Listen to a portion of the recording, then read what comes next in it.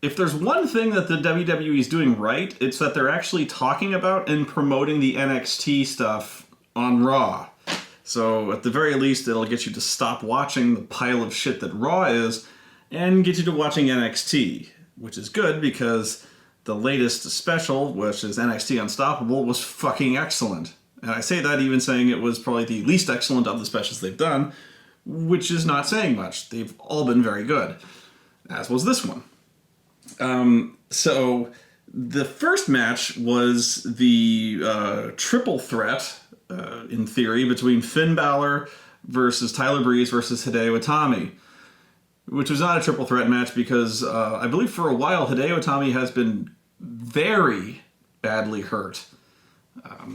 I don't know the exact injury, but they said it was a torn rotator cuff that will require surgery, and rumor, my insider source, Joey Numbers, said that recovery is anywhere from like 6 to 8 months. Could be down, will be down for a while. Don't know the exact time, but yeah, he's going to be out for a while. So, pardon me. I'm sorry. As the entrances were going on, they were showing footage in the parking lot of the fan footage of they were following the Enzo and Big Cass getting out of a car, and then they were like, you heard this commotion off to the side, and they're like, "Hey, everybody, somebody come quick, we need help, this and the thing will happen." And so they run over and they see Hideo getting out of his car, and he's rolling around on the ground going, "Yeah!" Grabbing at his shoulder, and he's laying next to his car, and the trunk is open, and there's nobody around.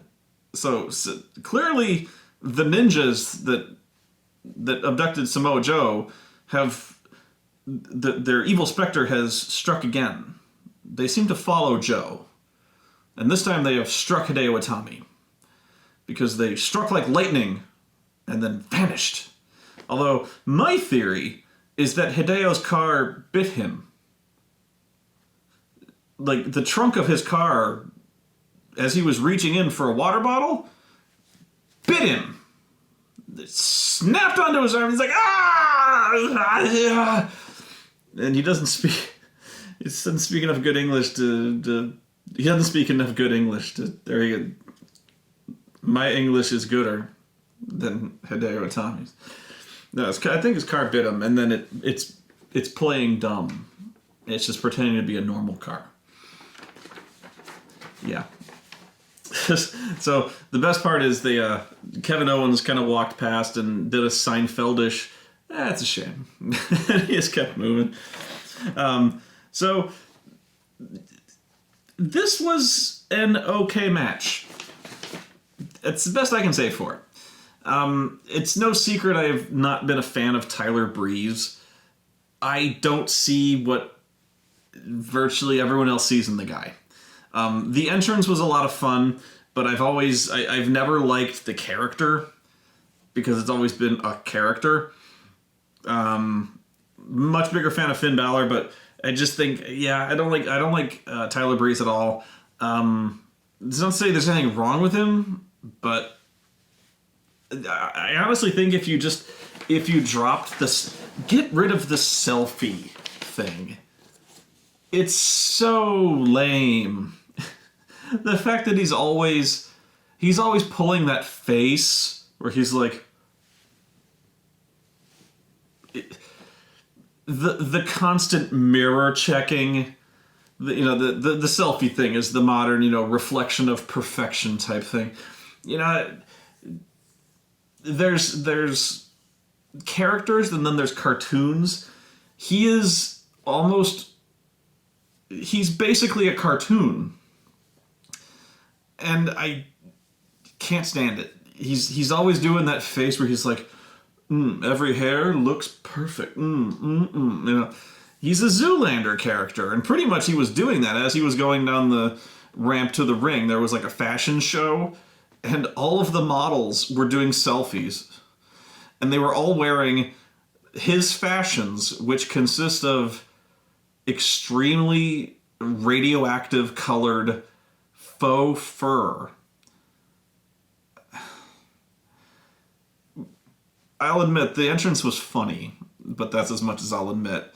Finn Balor's entrance, as always, is unbelievably good. Whoever does I guess it's airbrushing? Whoever does the airbrushing for that entrance is astonishing.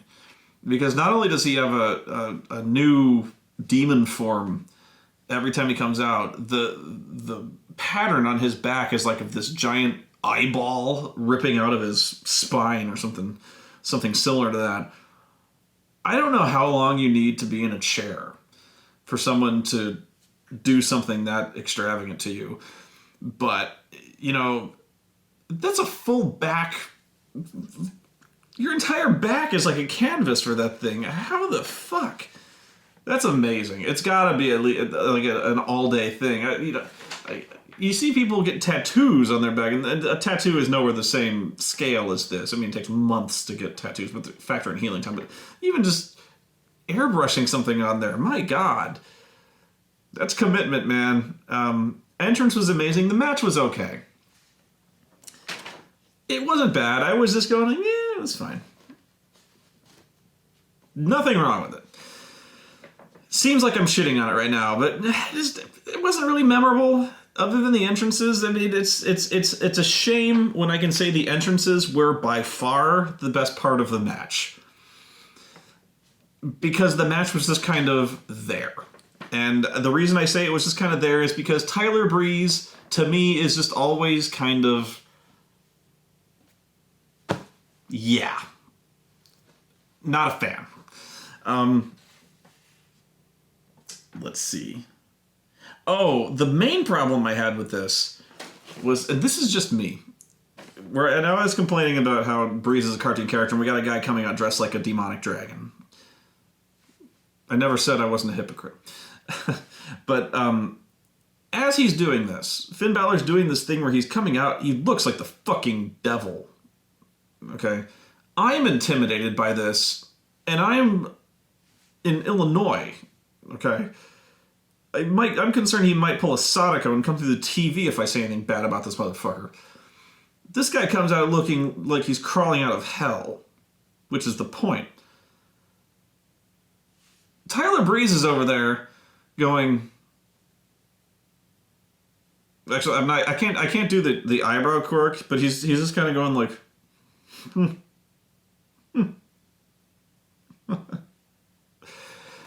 I'm going... And the commentators multiple times are acknowledging or pointing out how unfazed Tyler Breeze is about the whole entrance that's going on. About, that Finn Balor has raised the demon, is what he calls it. That he summoned up these powers, and there's something psychological going on even with Finn Balor's character, so to speak. But, he does this in order to psych out his opponents. That's pretty much the explicit reason he does this. That's what he says. Well, showmanship, whatever you want to call it, but no, here's Tyler Breeze going, and the commentators, so much so, going, you think he's intimidated by this? And they go, nah, look at him. He looks totally confident. There's nothing getting inside Tyler Breeze's head. I go, wow, no, this is wrong. Because the entrance should be scaring people. Really, you're talking about a guy who's getting one of the most elaborate entrances since The Undertaker. A guy who's playing mind games, whose entrance is playing mind games, so to speak, on the level of The Undertaker. And all Undertaker did was the lights turned blue, and he walked very slowly to the ring, and the commentators would mark out like school children, talking about the mind games he was playing by walking slowly and wearing a hat. And this guy is crawling out of hell. And Tyler Breeze is going, and they're going, well, he's not scared by this at all. Meanwhile, Undertaker be doing the same shit, only not half as elaborate. And, other people in the ring would be like going, I don't know. Tyler Breeze should be pissing himself. I'm not saying not pissing himself, but I'm saying he should look worried or confused or something like that, but he shouldn't be like almost laughing at the ridiculousness of it, because I know it's ridiculous. I know that. But that's scary. He should be scared. This should be getting in his head. Because if you can't get in Tyler Breeze's head, if you can't get in the guy from Zoolander's head, whose head can you get into? Because one of the best moments of when we first saw Finn Balor at a special during one of these specials, when he debuted the body paint against the Ascension, when he did that whole entrance boiling up from the underworld, doing his demon thing, and the crowd is just freaking out, and he's all scary as shit, and then they cut to the Ascension on the outside going, they looked freaked. Like, genuinely rattled. So much so that the commentators commented on it. They go, I think Finn Balor's entrance is kind of shaking their confidence a little bit. But yeah, they come out, and he comes out, and the Ascension's going like, because they'd never seen anything like this before. True, this guy's come out a few, but Tyler Breeze is just, whatever. Anyway, I thought this should have. It's a minor quibble, but maybe not so minor. I thought Tyler Breeze should have been a little more scared by this. Worst match on the show to me, and I think I'm alone on this one apparently, but Dana Brooke and Emma versus Charlotte and Bayley. Bayley deserves better. So does Charlotte. But Emma is now a heel who is no longer doing the stupid dance thing. This is an upward move for Emma. Dana Brooke is not. Dana Brooke sucks. She sucks hard. She sucks really badly. She just sucks. She is no good. She is very bad. She is bad. She does this thing where she flexes. She flexes her right arm, and she's got bigger arms than I do, but that's not saying much. But she has very large arms, and she does this. That's it. She stops, her music plays, and she comes to the middle of the ramp, and she goes, and she looks at her peaks, and she looks at you, and she's like, and then she goes, and then she stops in the middle of the ramp, and she goes, and then she stops at the bottom of the, right before she gets in the ring, and she goes, and then she gets in the ring, stops in the middle of the ring, and she goes, I go, okay, you flex. And is that all you do? Yeah, that's all she does. Well, she botches. She fucks up spots. That's what she does too. But she can flex. She's got that down. She sucks. She's really bad. April and I were just, we hated her so much. Where it seemed like every time there was a spot involving her, she was out of position for it. Just, wow. And when she tagged in, we were going,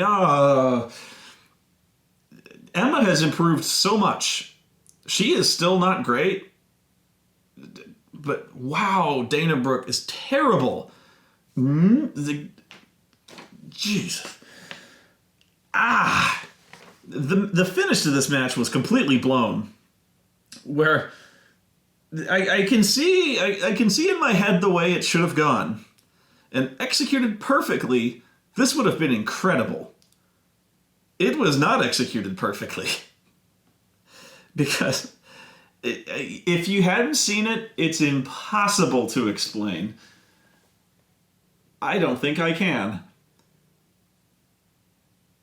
I'll simply say this. Charlotte is going to win the match with her finishing move called the Figure 8, which is like a modified version of the Figure 4 leg lock.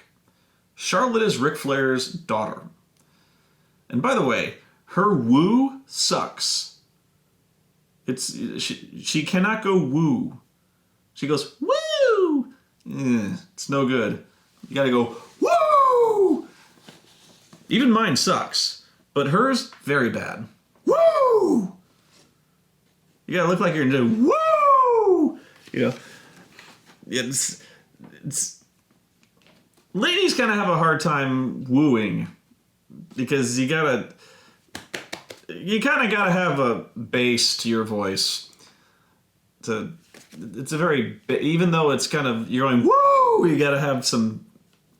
There's a timbre to it, you know. It's tough to explain. She can't woo, which is a shame, but she should stop. I think she's already been kind of trying to separate herself from the whole Flair thing anyway, and the woo is a good place to start. Don't make her woo. Anyway, so she's got her in the figure 8, which actually looks very good, and it doesn't look like the figure 4 that much, because when it's like a figure 4 with a bridge, so she like arches her back, which arches their knees up. Anyway, so it forms an arch with their legs. So what's supposed to happen is that Charlotte is going to win with the submission unless Dana Brooke stops it. So Dana Brooke is going to run in and try to stop it. But Bayley is going to stop Dana from stopping it. Okay, so let me put it this way. Dana's going to break up the submission. Bayley's going to stop her. So what happens is that Dana's running towards the submission, and Bayley is also running towards a submission, but Bayley's on the wrong side of it. So Bayley, what she does is she does like a running baseball slide under the arch formed by their legs. Okay, so she's supposed to slide through and then tackle Dana to keep the submission hold going, and then I presume Emma will tap out. So I will recap. Let's just forget the slide here. Dana's gonna run in, Bayley's gonna run in, do like a slide, and then catch Dana before she can break up the submission. Problem. The timing is all off. So I don't know if I'm gonna spread the blame around anywhere, but we were blaming Dana at the time because we were so pissed off at her and she sucks so much. But Dana was either too fast and or Bayley was way too late. I think Bayley was way too late, honestly. But Dana starts running towards the submission, just running and running and running. She gets there and she raises her hands to the sky to punch to break up the submission, but she's not supposed to, because this is the finish. She's supposed to be, Bayley is supposed to stop her, right? But she won the race. Dana won the race when she was supposed to get stopped. So now Dana doesn't know what to do. So she reaches the submission first and she's like, is anybody going to stop me? So she gets there and she raises her arms and then just stops. She's like, and nobody moves. It's like she freezes. It's like just pause. And she's like, 5 seconds pass or so. Then it's like she reaches there first before Bayley gets in the ring almost. Bayley starts trucking, slides under their legs, finally, mercifully takes Dana Brooke out. But it's still, there's this embarrassing, like maybe 2 seconds, let's be fair. 2 seconds where Dana's just standing there going, and then gets tackled by Bayley. And so the finish is fucked. But Charlotte, being a good wrestler, improvises, hits natural selection, gets the pin. Dana, being a shitty wrestler, doesn't know how to improvise. And, when you were running in to break up the submission and you can see Bayley's not going to make it, you can do a couple of things. 1, go slower. 2, trip or something. Or break up the submission. Because let's face it, you got there first. And you got there first by a huge margin. She really did. So, you know what? You reach a submission, you got to break it up because that's what you were. But she's like, just punch her. Because you know what? Charlotte's good enough, she can improvise this shit. Bayley's gonna take you out, and Charlotte will fucking at worst, Bayley takes her out, and then Charlotte puts her back in the figure 8 and she taps. But she's just like, this is the script. We are now off script, and I don't know what to do. Dana Brooke sucks. Like, I know she's new, but she sucks. I guess that's why they're here, right? To get better? She better get better fast. I am not enjoying her run so far. Rhino versus Baron Corbin in a match I was expecting to hate. By the way, Baron Corbin now is a heel because apparently he is now. And in the little video promos that I saw leading up to his return, somebody was spraying him with a great deal of water, and that made him angry. But he's a heel now, which honestly is a good move for him because his babyface thing where he was beating up little people in 10 seconds was not doing him any favors. Yeah, because the crowd eventually realized that the joke was wearing thin, then that he wasn't going to be able to beat people in progressively less times every single time, pardon me. You know, because that was kind of the running joke, was that he would beat jobbers in incrementally less times.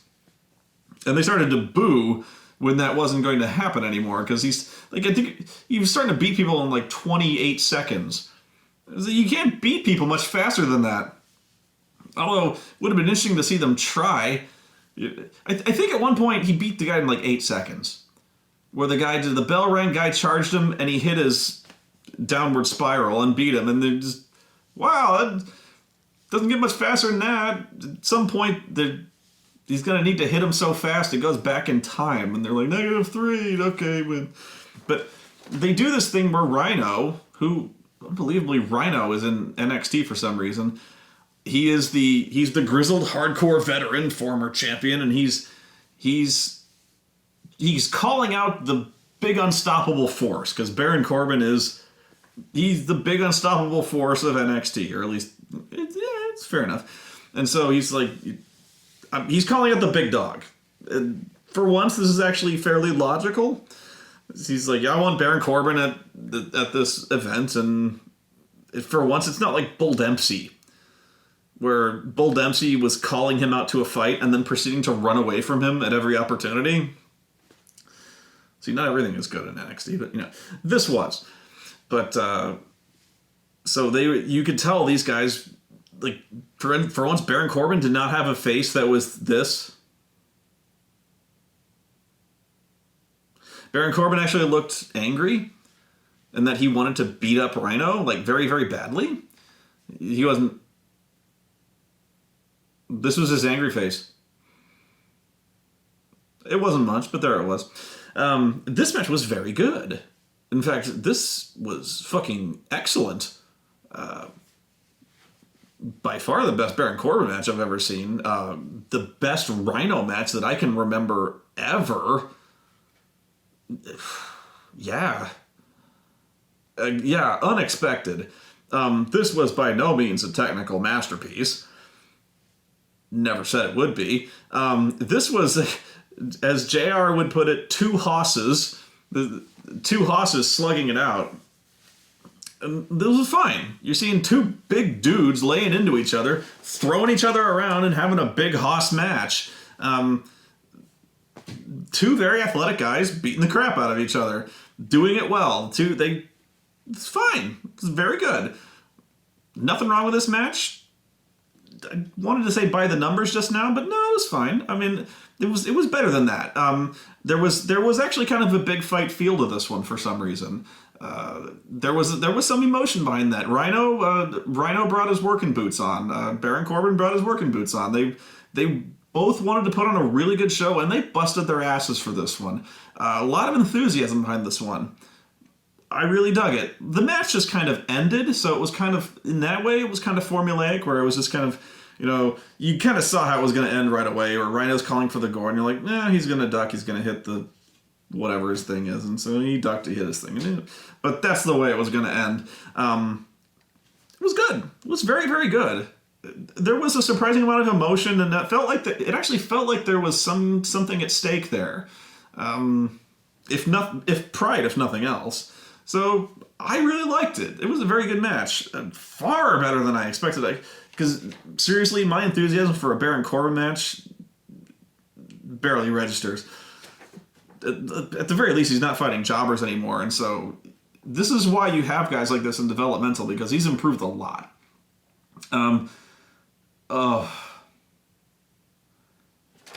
Enzo and Cass against Blake and Murphy. But I call them the dubstep assholes. Okay, Blake and Murphy can proceed to go to hell, burst in the flame, and die. Not because they're bad wrestlers, but because their gimmick is that they are so aggressively goddamn migraine-inducing and terrible that I want them to be in hell next to Hitler in the line where they get pineapples kicked up their ass for all eternity. Their thing, whatever their thing is when their music hits, they start doing this.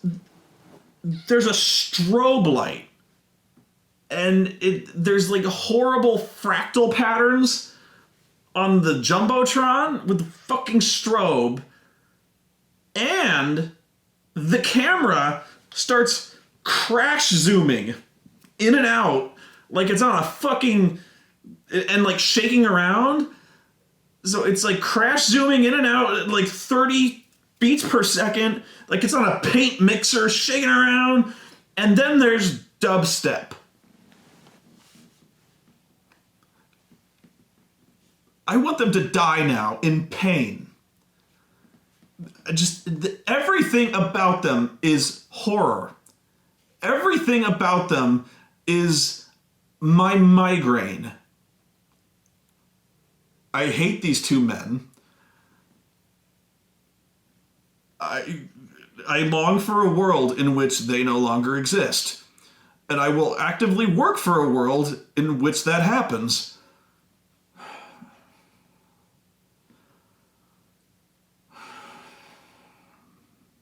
I hate them.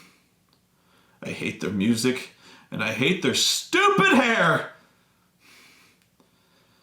One of them is wearing pigtails. Why? I don't know. But when you've got worse hair than Enzo, seek help! God damn it!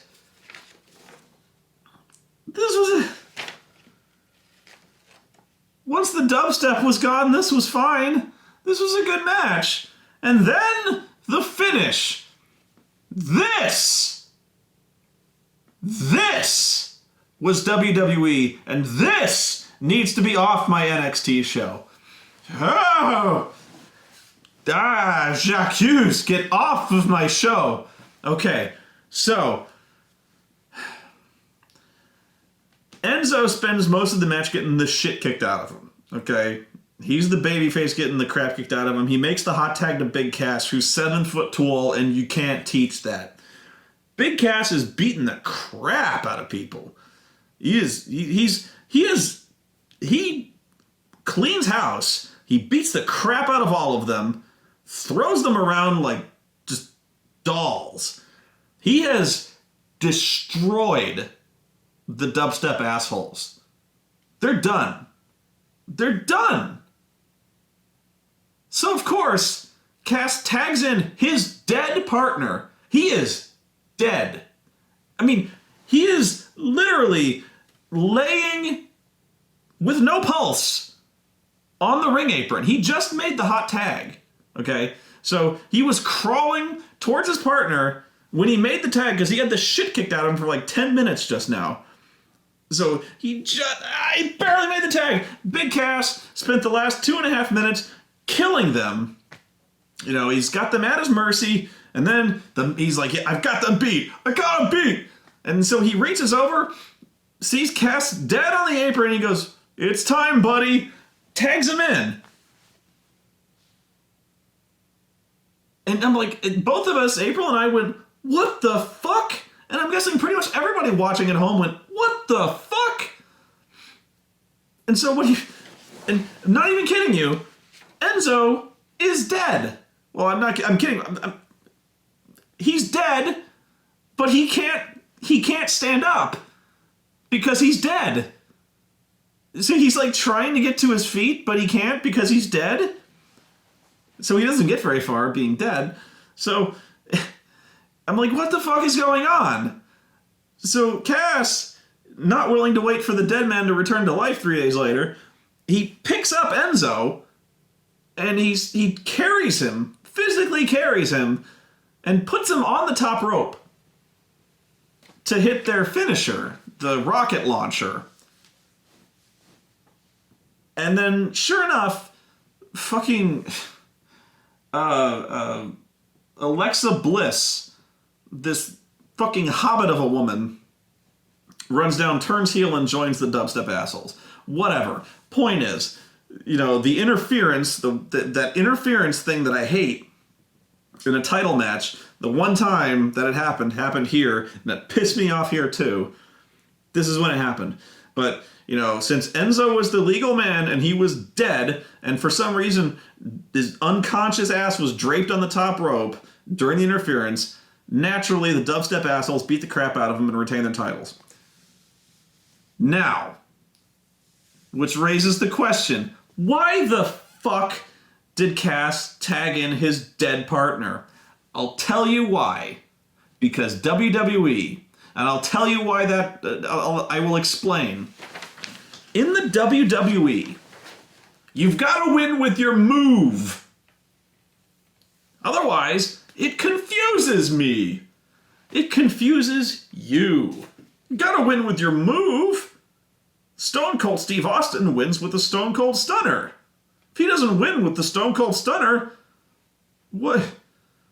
What? I don't understand. Well, but he wins with the Stunner. Triple H wins with the pedigree. How could he win with not the pedigree?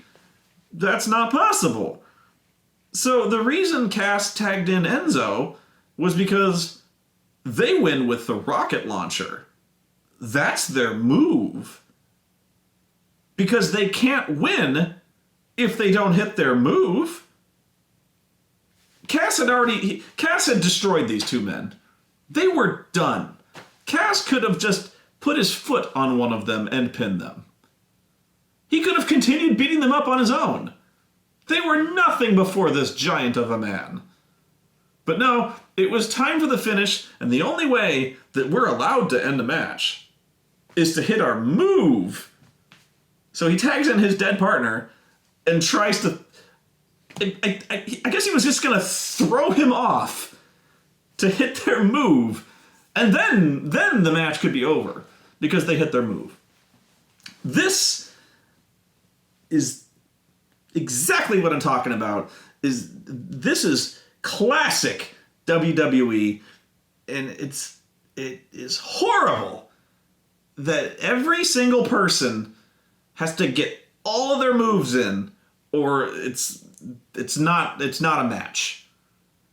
So, and Dean Ambrose is the guy I keep picking on, and I keep picking on him, but it actually has gotten worse. Way worse. It has gotten horrible with Dean Ambrose. And I'll try to recap in case you missed it the last time. Okay, Dean Ambrose has two moves. He's got the Dirty Deeds, which they've changed, and he's got the rebound lariat, or the rebound clothesline, whatever you want to call it. This thing where he is like, he staggers backwards, falls against the middle rope, but rebounds from it and hits a clothesline. The implication being that he uses his momentum from falling against the middle rope to clothesline them. Now, that has become a signature move of Dean Ambrose. because it looked really cool the first time he did it. Thing is, the rebound lariat is... it's meant to look accidental. Almost. Or at least something like accidental. So the first time it happened was a time where he got punched in the face or he got headbutted or something like that, to where he legitimately staggered and he almost fell, but he fell really quickly against the middle rope, and then there was enough momentum that he actually leapt forward and he clotheslined the guy. It looked like it was this spontaneous, spur of the moment, inspired move that was really hard hitting. You're like, wow, that was really good improvisation. You're like, he didn't see that coming. And that was the coolness of it, was the rebound lariat was something really unexpected. He rebounded off the middle rope and just fucking clotheslined the shit out of that guy. That was really unexpected. Now, Dean Ambrose does the rebound lariat in every single match that he does. In fact, he's known for it. Further, people look for it, they're calling for it, and he's doing it more than once a match. A lot more. A lot more. On Payback, during the Fatal 4-Way, he did the rebound lariat 5 times. 5. He's done it. It's not just off the middle rope anymore. He does a thing where he, like the 619, where it's like a lucha libre thing where they spin between the ropes. He'll do that on the outside of the ring. If he's outside of the ring, he can't rebound off the ring apron, obviously. So if he's getting thrown towards the ring apron, he'll grab the ropes, spin around and keep his momentum, and then he clotheslines him. Which I'm like, okay, it's a modified version of that, but still, I'm counting it. 5.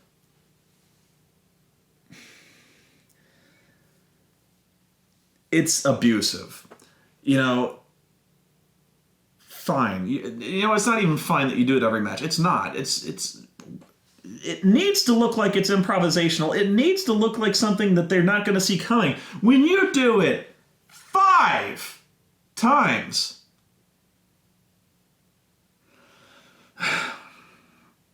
it's wow.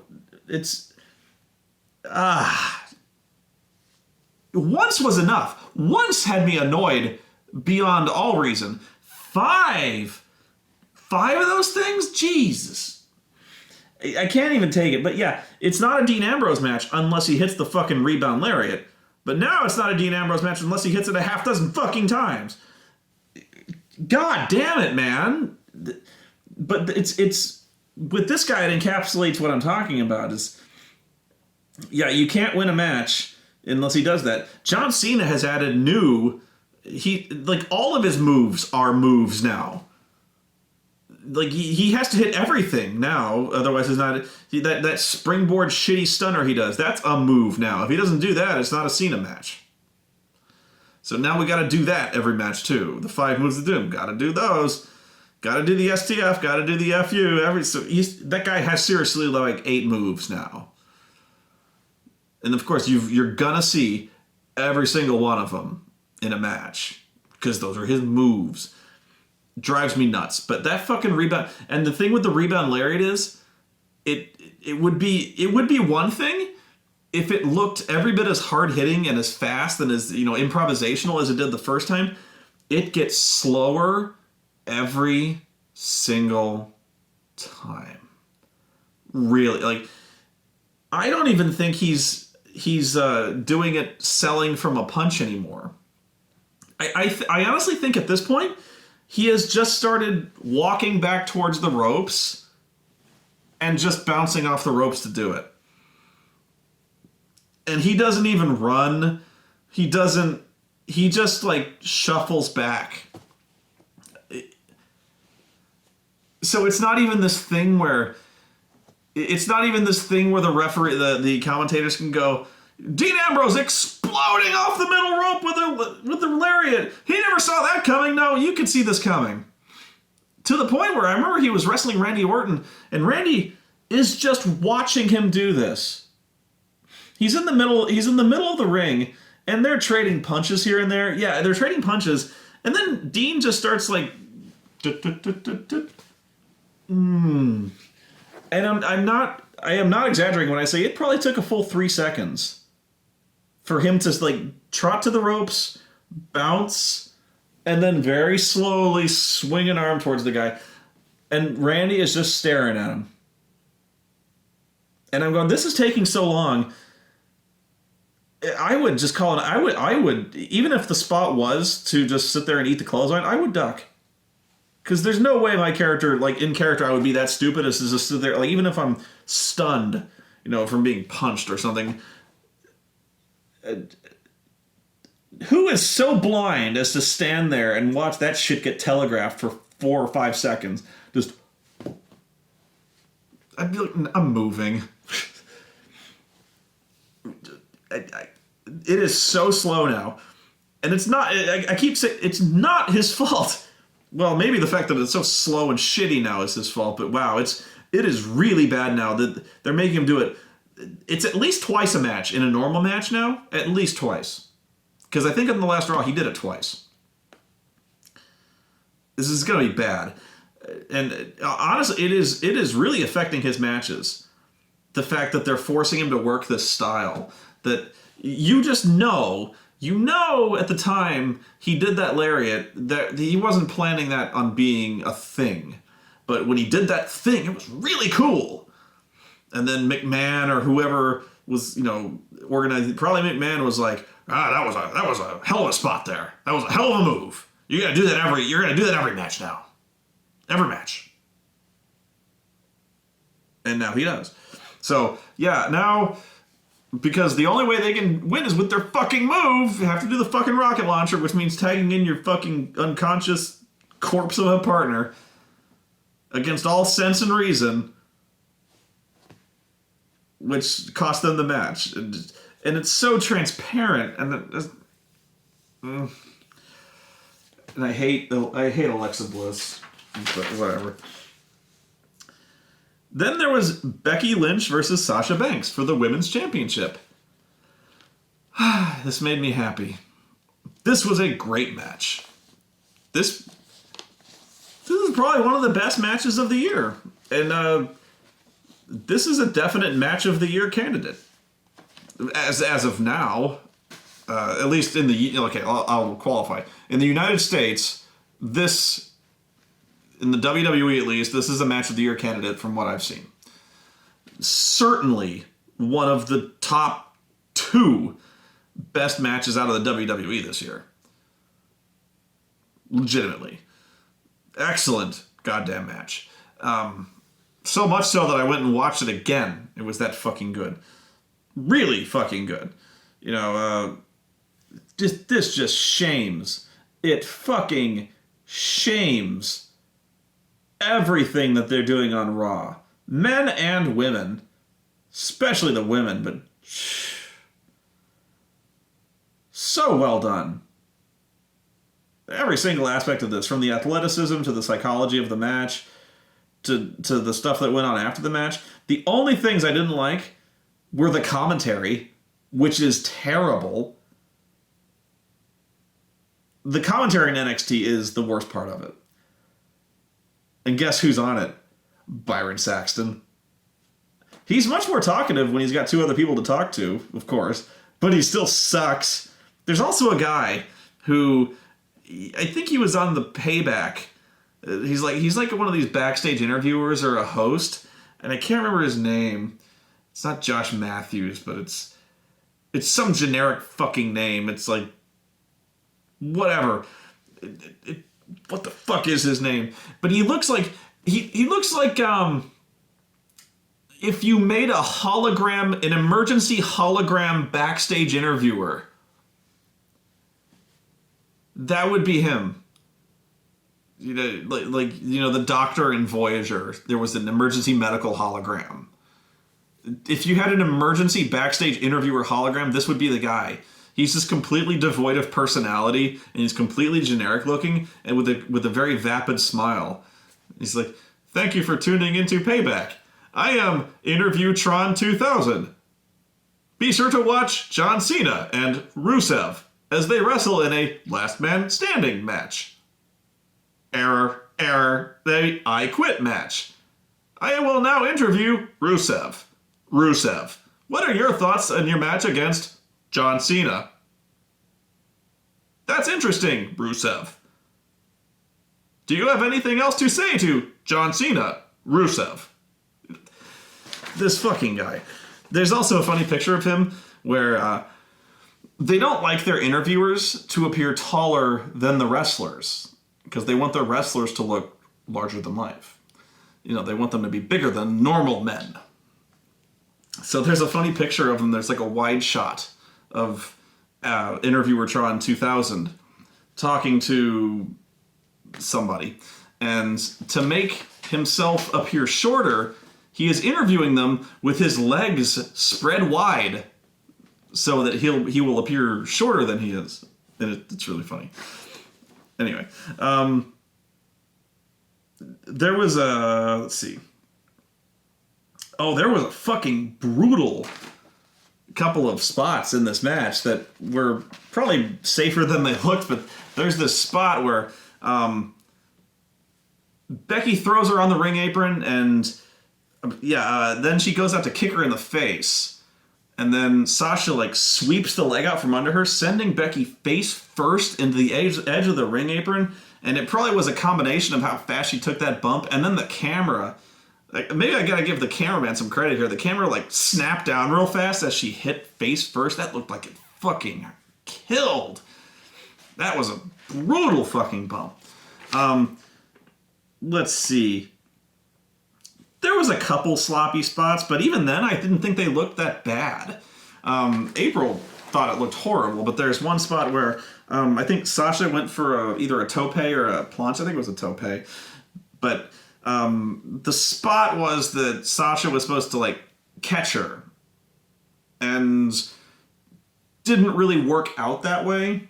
But even so, she caught her, but instead of like catching her and staying upright, they kind of fell over. Saved Sasha's life is what she did. But even so, even though they kind of took a tumble, she still saved it. She still like herked her up and then threw her into the steps. I thought it was, even though it looked sloppy, it didn't even look that sloppy. I thought a human being launched herself at her and then they were like, ah! Now, true, it wasn't on the level of Cesaro catching 280 pounds of Big E Langston, but still, whatever.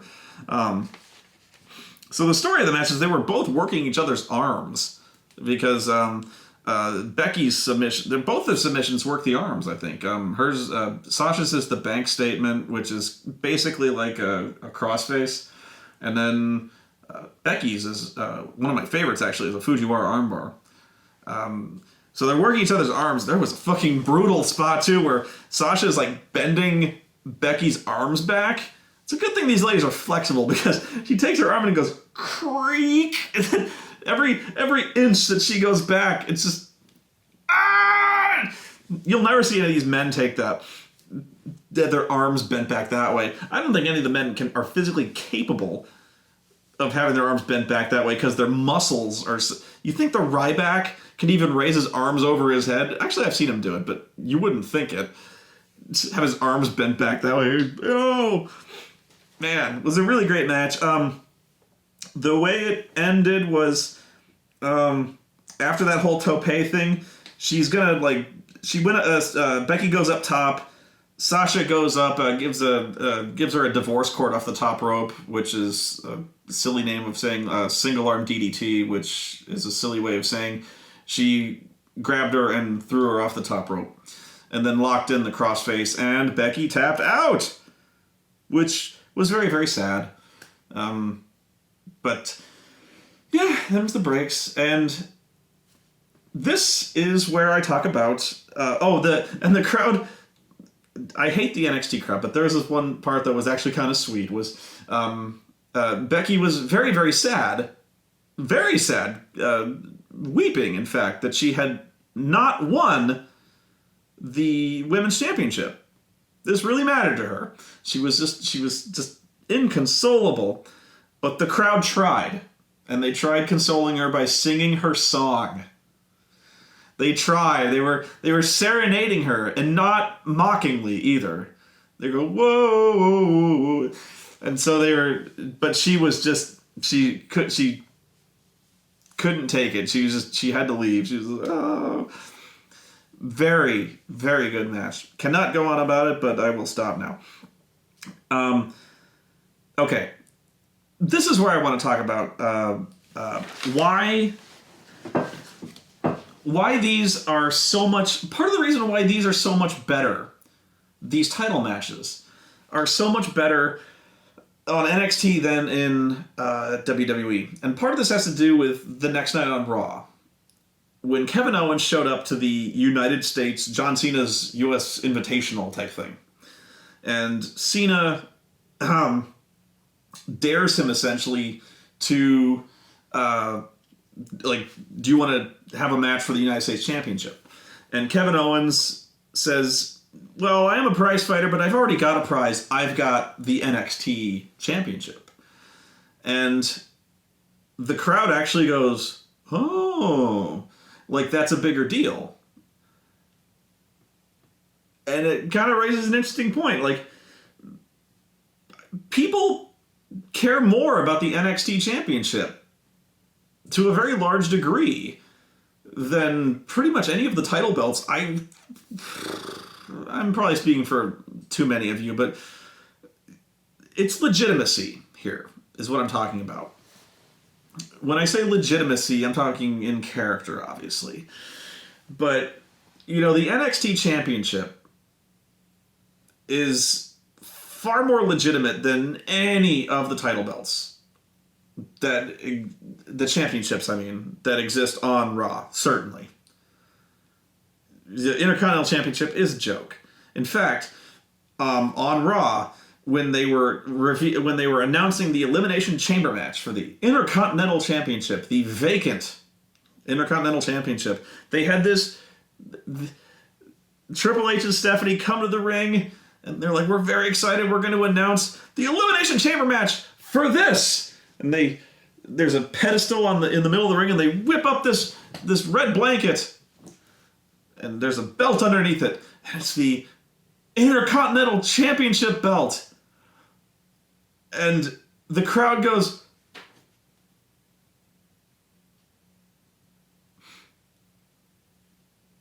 who gives a shit? It's the Intercontinental title belt.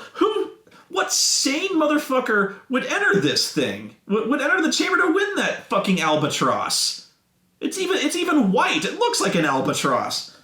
With bling. Who gives a shit about the Intercontinental title? The United States title they've actually done a lot more for the United States Championship to give it some prestige. It's actually got far more legitimacy, so to speak, than the WWE Championship has, because Rusev defended it and won it in fair matches, defended it cleanly for a long time. Cena has defended it, regularly and well for a long time, even though for the most part, even the fans consider those title defenses to essentially just be like, Cena's the golden boy. He's the company man, and they don't see it as, the fans don't even really see it as anything more than just, he's John Cena, and they're just giving him wins. They don't see it as anything more than just, well, he's John Cena, so he's gonna win. They're not seeing it as anything more than that. That's why they're booing him.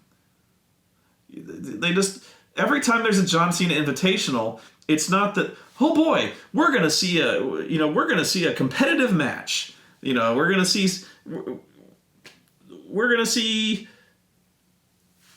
something exciting. We don't know who's going to win. We're going to see something personal. We're going to see a rivalry or something. We're going to see something awesome here.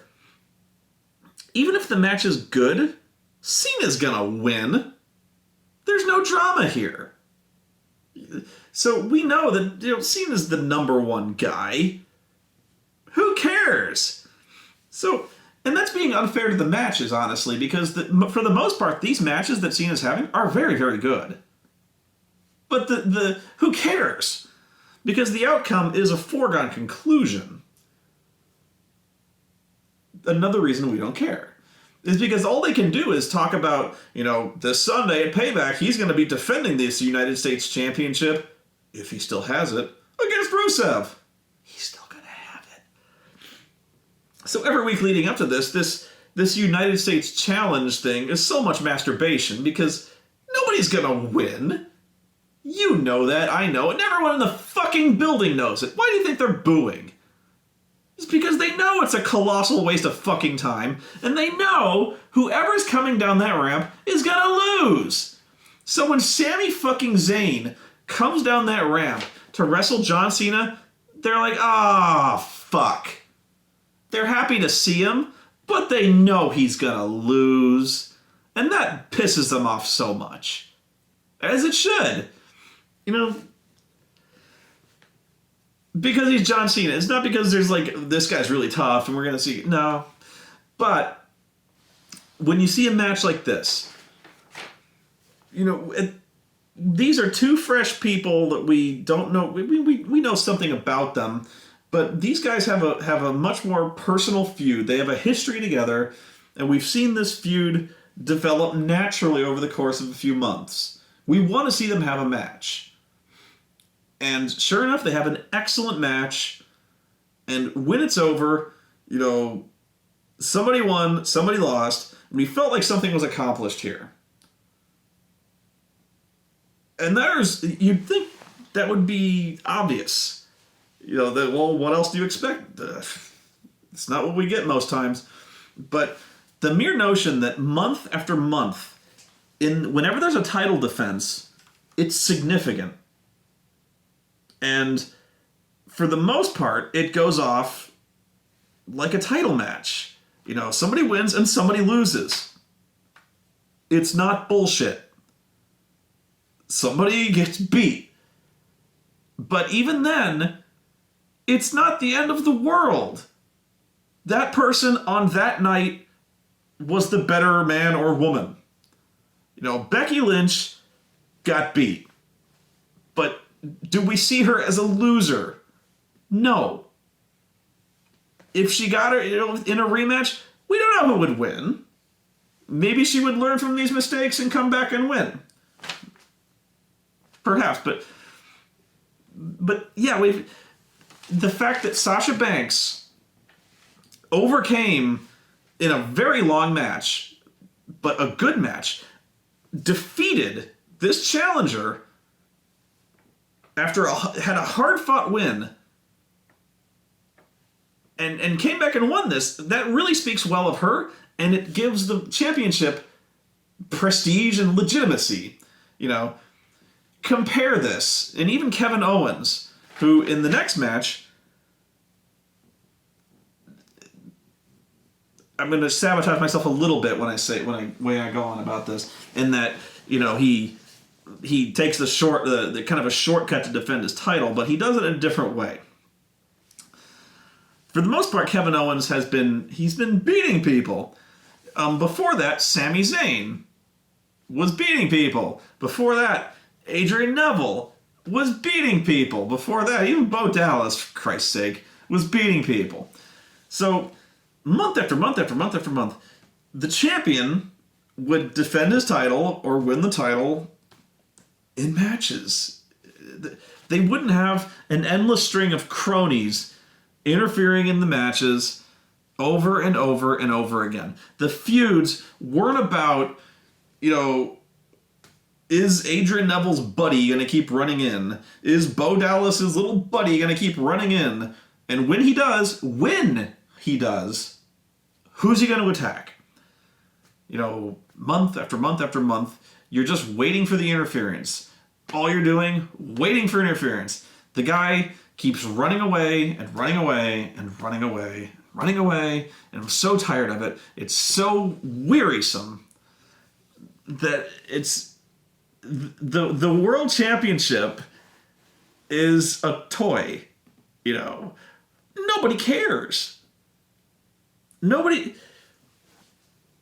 It's one of those kick the belt in the fucking sewer attitudes I have now, where it's like Seth Rollins has this shiny belt, but it doesn't mean anything in the grand scheme of things. It's historically or in terms of the show, and that's I hate Seth Rollins as in character as so much because it makes everyone on the show look stupid. Everyone is gushing.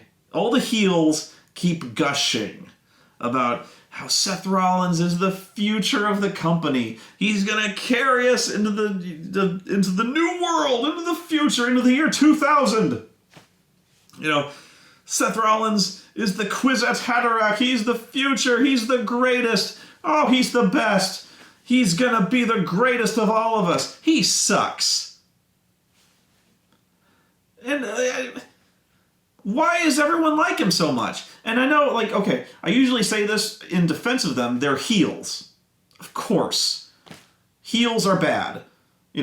So even if the guy sucks, maybe they don't realize he sucks.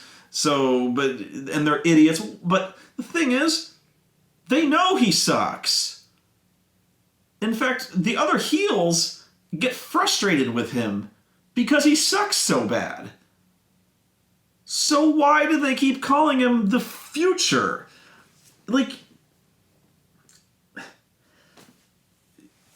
It's a given that he requires, at minimum, 3 people to interfere on his behalf in every single match.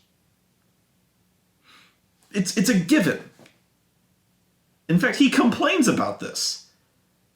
I think I recall he even protests at one point when J&J Security are banned from ringside. I think he even yells at Triple H. He goes, I can't beat him on my own.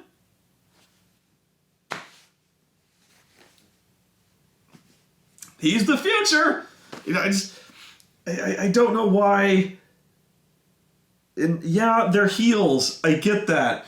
But the fact that month after month, this guy gets made to look like a clown who keeps running away and whining and bitching and moaning and crying. It's like this guy,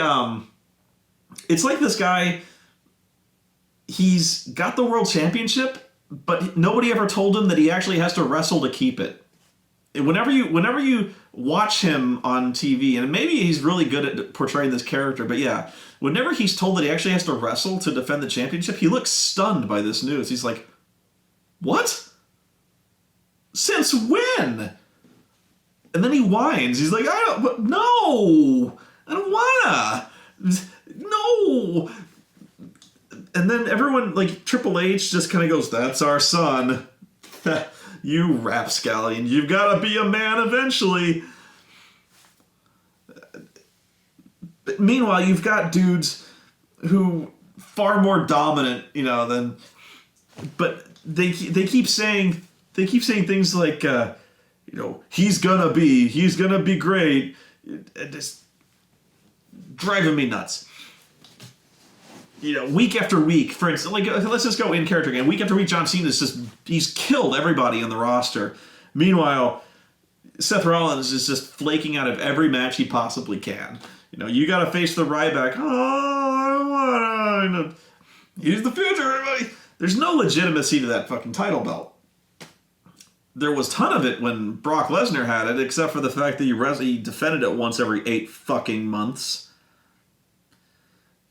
But in a way, that kind of added legitimacy to it, because at least when it was defended, it meant something. So take that for what it's worth. But yeah, when there's a title defense, you perk your ears up and you watch the show, and you watch it because you at least know something significant is going to happen. You're going to see a match. You're not just going there to see someone interfere. You're not going to get a fuck finish.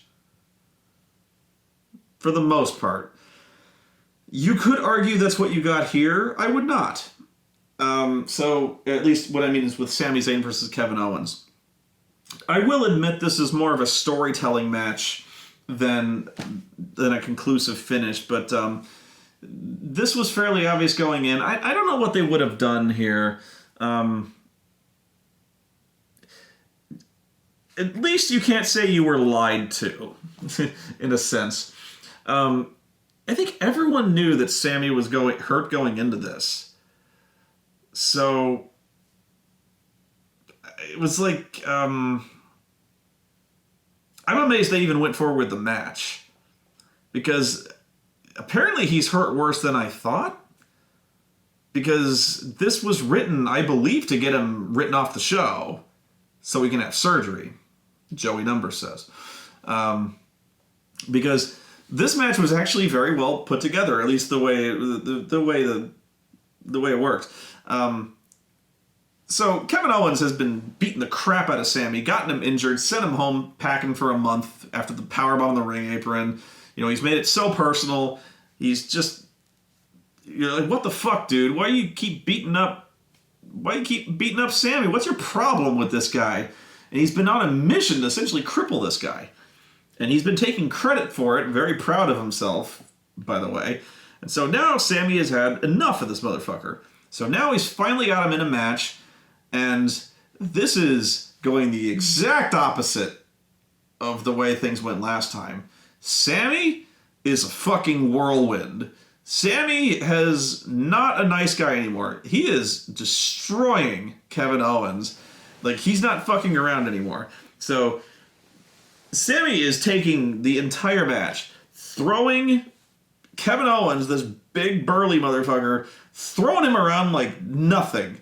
Just every time Kevin Owens tries to mount any kind of offense, Sami cuts him off and just suplexes him right in the back of his fucking head.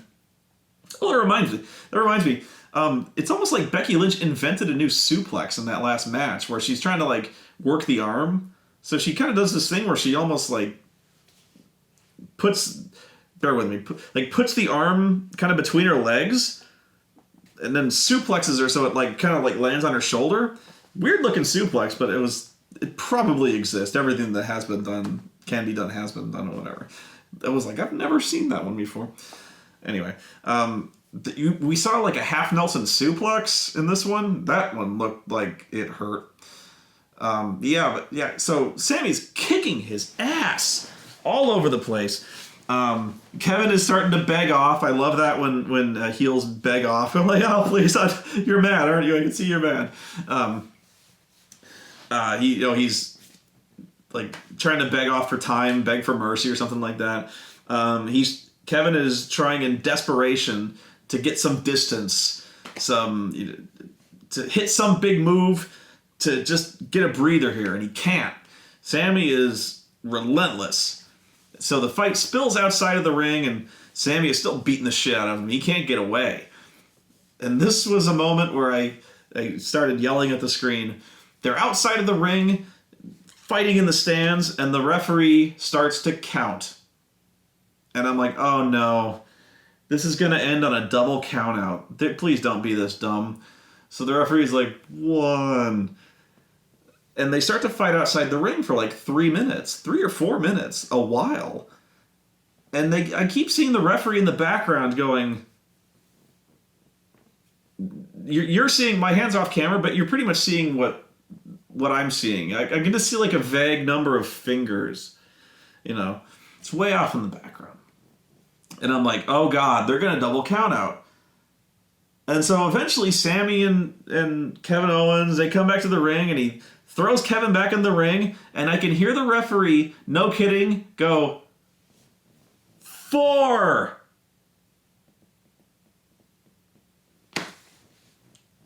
That is the slowest counting motherfucking referee I can think of. It was like 3 minutes later. So they're telling me they ran outside the ring and the referee was like, hey, come on, Sami, get it back in the ring. Come on. 1.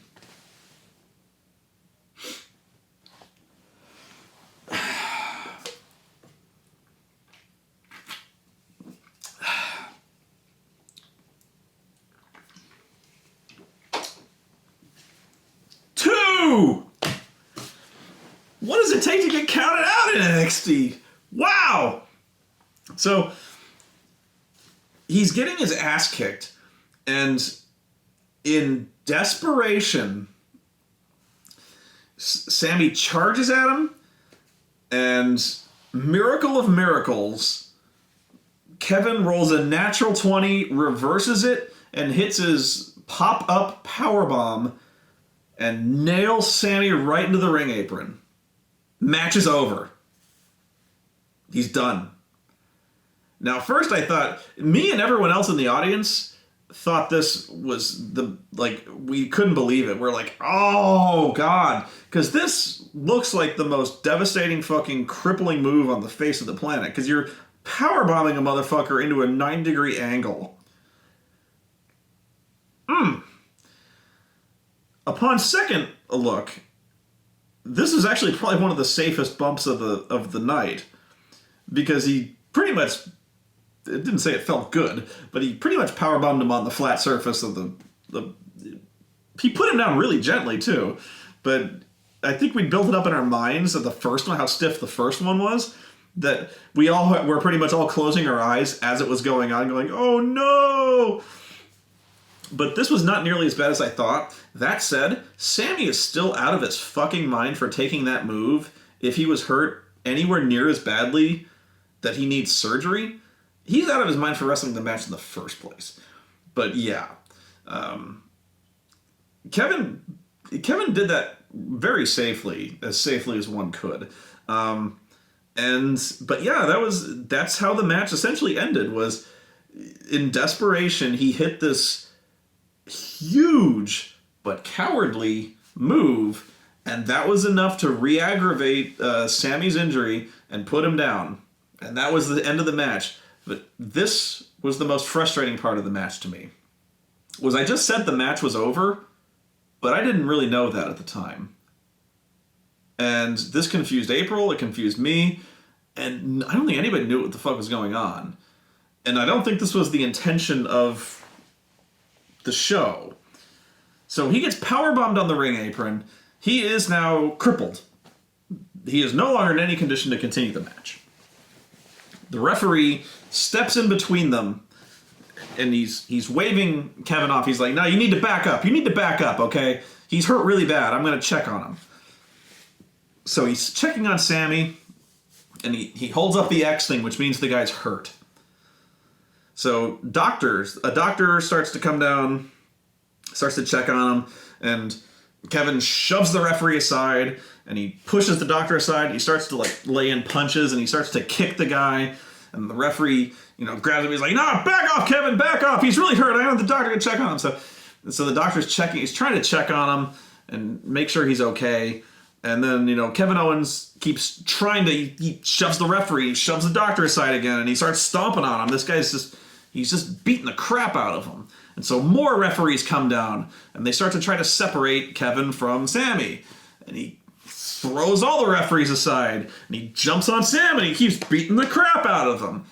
And, and more referees come out, and they start pulling him out, and he's still beating the crap out of Sam. He's stomping the shit out of him. And now, I'm confused. I'm going, is the match over? Because if the match is over, there was no bell. So, why are you pulling Kevin Owens off of Sammy if the match isn't over? Because of the match is still going on, so let him beat the crap out of Sammy. You don't have the right, so to speak, to stop him. So this is where I started getting convinced that Sammy was winning the match. Because if they didn't ring the bell, and they're doing this thing where Kevin is being merciless, maybe getting cocky and just raining down punches, I thought they would maybe do a thing where the referees pull him off one more time, and Kevin starts punching referees, and then all of a sudden Sammy rises from the grave with one last burst of strength, rolls him up, and then the referee, against all reason, counts the 3, and Sammy wins the title. I was going, are they really going to do that? Because that's bullshit. Nope. They didn't do that. The match was over. As soon as they get powerbombed in the ring apron, that was it. but they didn't ring the bell. That really annoyed me in hindsight and at the time. Ring the bell if the match is over. Because I was going, what the fuck is going on? Either move or ring the bell. It was massively frustrating. But even though this was essentially a no contest, which is exactly the kind of finish I was bitching about earlier, this was still significant. It still made sense. It still advanced the story. And even though it was a no contest, it didn't feel like I was cheated. It felt like Sammy once again got goaded into not got goaded into a match, but bad fortune and maybe even he got goaded into a match he wasn't ready for. Maybe in the fact that he's a little bit stupid, that he rushed into a match, tried to power through injury. He was working hurt, that he got suckered in. And Kevin Owens is the kind of character who I love his heel character so much, in that he is a perfect troll. He is awesome at this. He must have practiced this or something, because he has this shit down. He's such a great phony, where he plays the victim, but he's so not a victim. So where he's doing this interview with Michael Cole, and this interview is phenomenal. I usually bash on Michael Cole, but this was a great interview because he covered wars, really did. No, I'm serious, he did. So he's interviewing Kevin Owens, and right away he wants to talk about Sami Zayn, about how he injured Sami Zayn. And Kevin, he's just like, why do you want to talk? Everyone wants to talk about Kevin Owens. Why does nobody want to talk about me? By the way, Michael, it's been like 2 months and nobody's congratulated me on my title win. Right? And Michael, he goes, you're right. I'm sorry. Congratulations, Kevin, on your title win. He goes, thank you. Thanks. Really. And so, but then he proceeds to ask him about Sami Zayn again. He gets really frustrated. And so at the end of the interview, he looks at Michael and he goes, he goes, this is typical. I know what you're doing. I know what you're doing, Michael.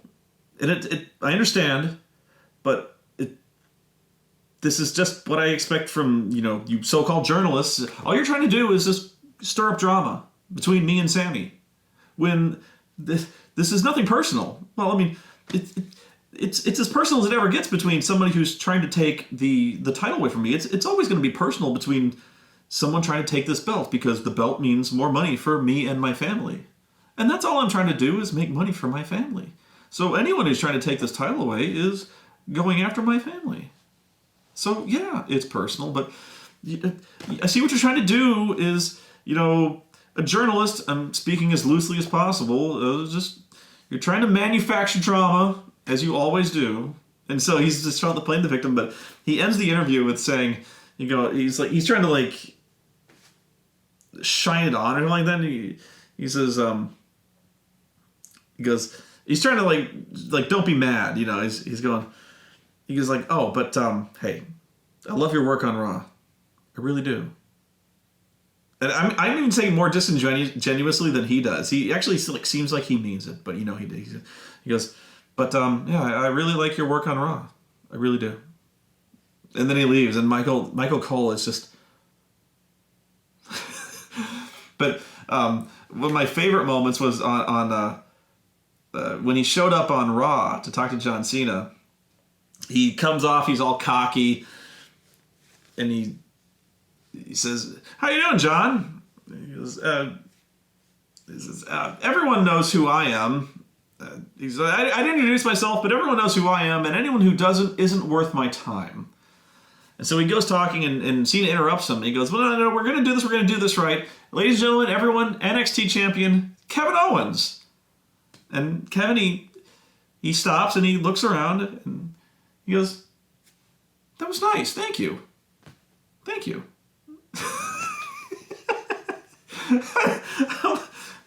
That was nice. See, he's almost got like this deadpan face down where you can tell he's being completely phony, but when he says it, there's like not a trace of sarcasm in his voice, but you can still tell he's being sarcastic as shit. He's got that grit. So that was nice. Perfect. This guy's fucking perfect. But I love your work on Raw. I really do. But yeah, he keeps playing the victim card about how, the only reason I'm doing this is because winning the title means a better life for me and my family. And anyone who comes after that is trying to take away that better life from my family. So yeah, it's personal. But I see what you're trying to do. I mean, you're trying to stir trouble, and I don't blame you. It's okay. But yeah, which is this? The last thing I want to talk about is that he's showed up. The biggest thing by far to happen on Raw is Owens' appearance on Raw to talk to Cena, where you're like, wow, this is pretty monumental. The NXT champion showed up on Raw to promote, essentially, to do nothing but promote, strangely, the pay-per-view, or the special. I'm going to stop doing that, where I say pay-per-view, comma, parentheses, end of parentheses, semicolon, special. It's horrible horrible punctuation.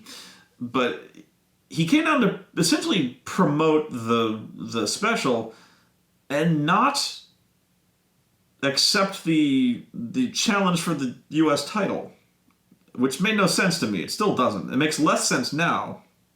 But Cena goes, well, if you want some, come get some. Catchphrase, rah, rah, Merca. And Owens, he goes, I'm a price right, but I already got my price. I got this title belt.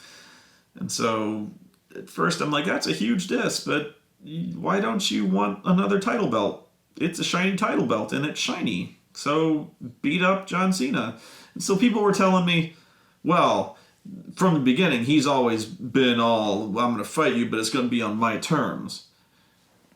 And I say, he could have come down that ramp at any time. These were his terms. And they go, well, you know what we mean. He's gonna, no, we don't know what we mean. And I go, this makes no sense. But whatever. He doesn't want to fight for the United States Championship. He stomps on it. He has such disdain for it.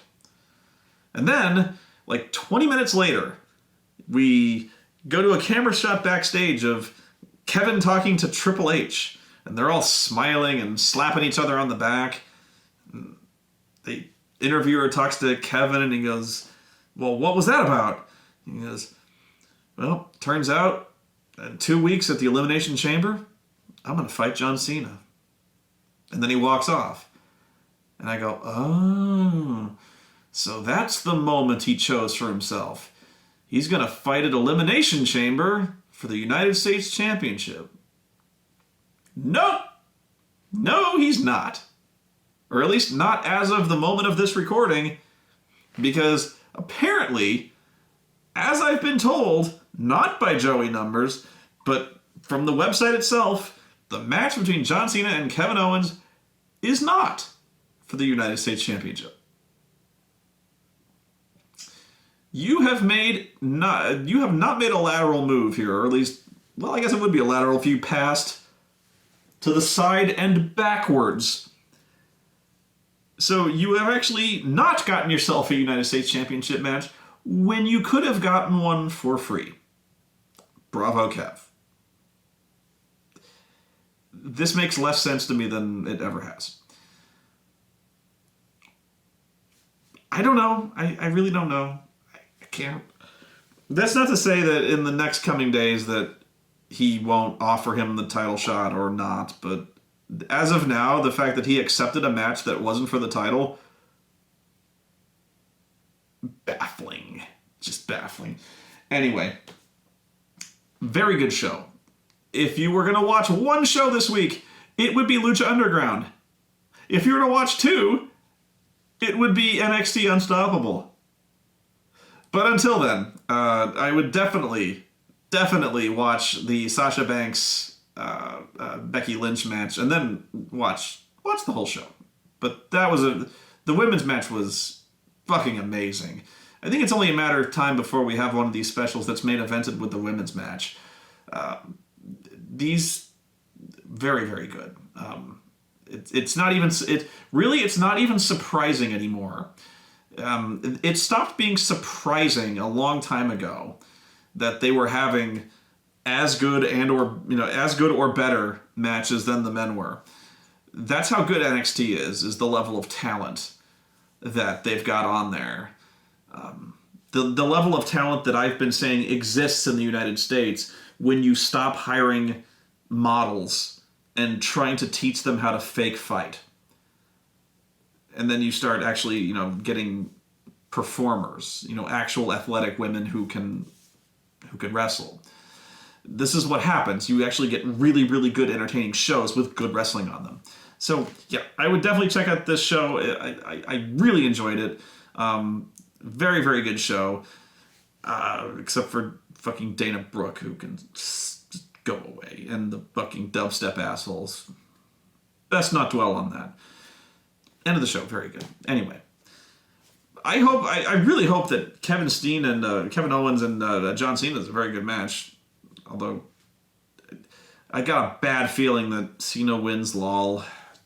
Bad feeling about that one. I don't know how that one's going to go. I just got a bad feeling about how that one's going to end, and that it's going to be a fuck finish, like it usually will. Seth Rollins and Dean Ambrose is going to be a fuck finish.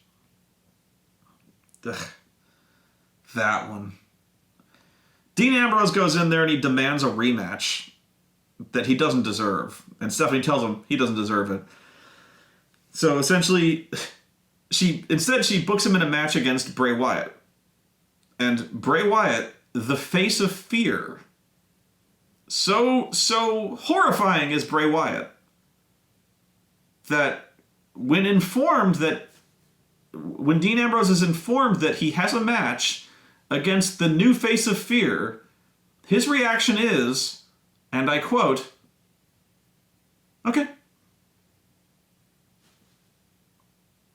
New face of fear!" So they have a match, and then, as you guess, J&J Security interferes, and Bray Wyatt wins. He didn't even need his magic genie hologram. Then, at the end, they're having their Seth Rollins Architect of a Dream appreciation night, because they're all so proud of Seth for beating all three other men with the help of four other men. Whatever. So they're doing that, and Dean Ambrose comes back down demanding his rematch. And Stephanie's saying, "Who do you think you are demanding a rematch? In fact, you've done nothing to deserve a rematch. In fact, you lost last night." He just lost tonight! So she's completely right. She's wrong, but she's right in that he lost last night and he lost tonight. Sure, it was a fuck finish, but he's a loser.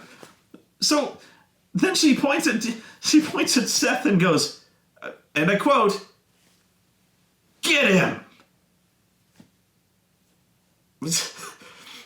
Then everyone, like, Triple H, almost like he's, like, again, like a father ushering his son up to, like, a little league pitching mound, is like, "Go on, you can do it." He's like, "You can beat him up." I think he's even saying that. He's like, "Go ahead, you can beat him up. Go ahead, you're a big man. You're a big man now." So he takes his jacket off and immediately starts getting his ass kicked. Dean Ambrose, he then throws him outside where he's got a big stack of cinder blocks. And I always like to imagine before the show how they secretly managed to smuggle in the cinder blocks one by one so nobody notices, and disguise the stack of cinder blocks as a table. So Dean Ambrose, one by one, brought in a stack of like cinder blocks, three blocks high, before the show, anticipating this would happen. So he kicks the shit out of Seth and puts his head over there. And since we can't stomp anybody, he puts his head over there, gets a chair, and raises it high over his head. He's like, I will kill this man by smashing him over the head with a chair because that's okay. But stomping his head through the blocks is no longer okay. So Stephanie's like, don't hurt him. Don't hurt him. We'll give you the title match if you let him go. We'll give it to you if you let him go. And Dean goes, really? Deal. And then he raises the chair over his head to kill him. What are you thinking? What the fuck is wrong with you? And he would have killed him if J&J Security hadn't stopped him. He got his title match. If he let him go, he accepted the deal, and then he tried to murder him.